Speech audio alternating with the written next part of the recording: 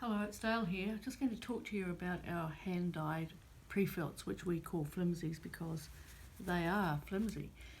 These are my favourite surfaces for working on. They are not totally felted, and you can of course use them for felting, but I don't use them that way. I think they're the most beautiful things to stitch on. You can see when they're dyed. We sell them 75 by 75 and all the patterns that come.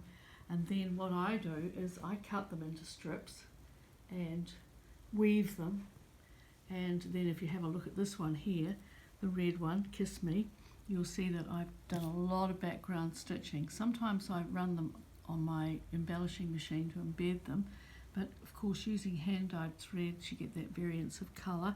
And then I've used bits of spare stuff, and then I'll cut up shapes and put them down and stitch them all onto the surface as well.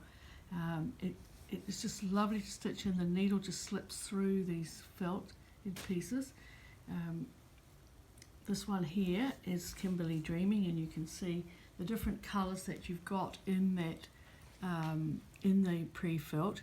And I've again woven them, cut the strips. That the width of the strips is entirely up to you, and I've hand stitched each segment in these cases, and a couple of slightly different ones. And then I've cut shapes from the rest of the section of the pre-felt, put it down and stitched it down into different ways to create a piece. This one here, this is Cottage Garden. I've done exactly the same, only on the bottom I've used scrim down there. So I've used my embellisher. You can see the two difference where I've put scrim onto the back of the pre-felt and run it through the embellisher, and then I've cut them up so that I've got alternate, just for lots of different texture. And again, I've done heaps of stitching, stitch it all together.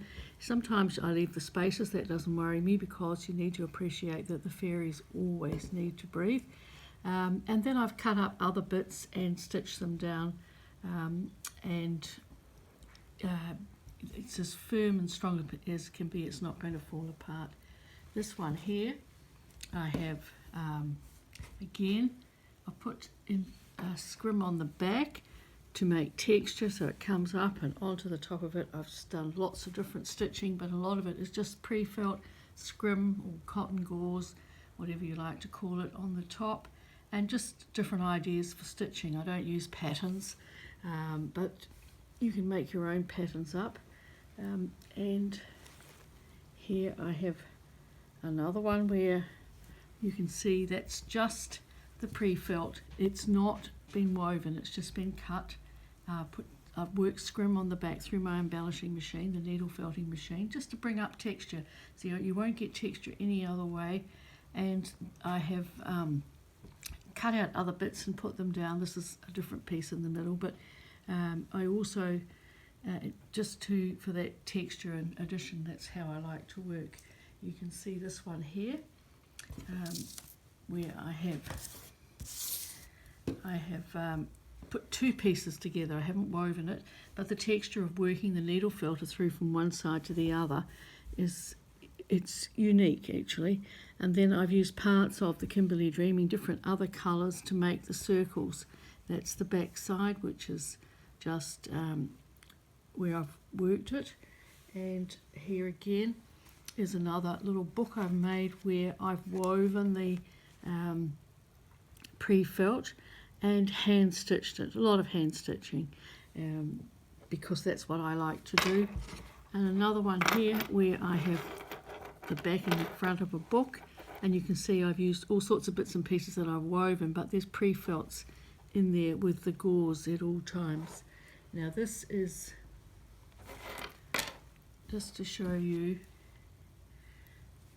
how the pre-felt looks when it first comes.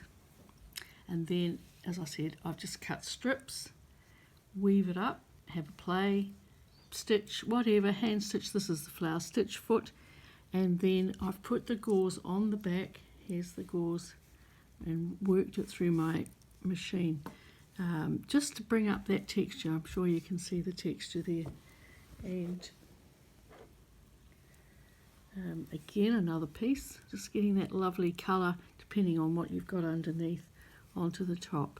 So I hope you found that useful, if you've got pre-felts or you want to play with them. I prefer them to using the wool felt because I find it so nice to stitch on, and I often indulge myself by using the hand dyes for backgrounds to other things. Next time I'll show you something else that I've done, other ways that I've used them. I hope that's useful to you. Cheerio till next week.